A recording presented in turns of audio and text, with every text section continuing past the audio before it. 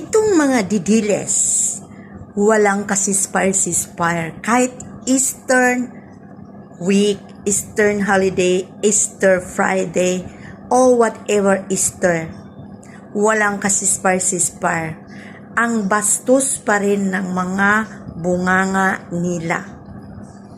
Sana patawarin kayo ng may kapal. At sana madisiplina kayo ng mga Duterte.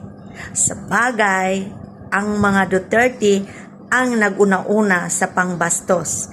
Kaya ano pa naman, sila ang teacher, kayo yung mga estudyante, kaya sumusunod kayo sa apak ng mga guro ninyo. Sana guys, mag-ceasefire muna pag ang Panginoon na ang pag-uusapan, di ba?